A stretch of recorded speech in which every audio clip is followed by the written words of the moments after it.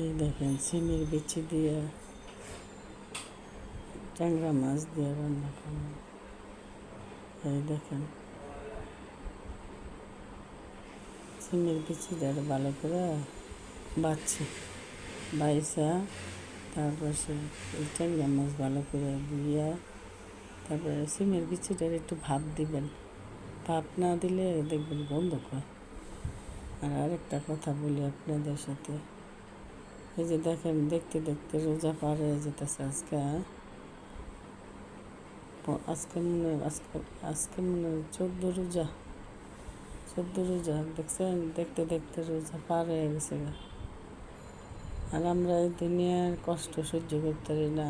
যদি নবীজি যদি সারা বছর রোজারা লইতো তাহলে কেমনে রাখতাম? 30 রোজায় মানুষে রাখতে চায় না। আর 12 মাস যদি রোজা থাকতো তাহলে কি রাখতো? এই দুনিয়ার কষ্ট সহ্য করতে পারে না, আর কবরের আযাব কেমনে সহ্য করবো? মানুষ আসলে বোকা।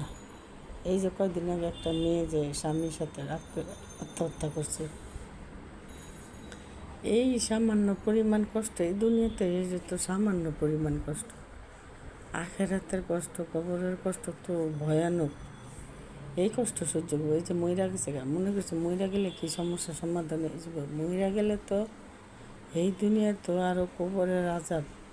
কারণ আল্লাহ পাক তো কোরআনেই বলছে যে এই আল্লাহ পাক তারপর রাসূল পাক সাল্লাল্লাহু আলাইহি ওয়াসাল্লাম বলছে যে এই দুনিয়ার হতাশ একদিন একদিন শেষ হইব, কিন্তু আখেরাতের হতাশ শেষ হইব। এই যে মেয়েটা যে মারা গেছে স্বামীর সাথে, স্বামীর পরকীয়া দেখিয়া একটু ধৈর্য ধরতো, একদিন একদিন ঠিক হয়ে যেত।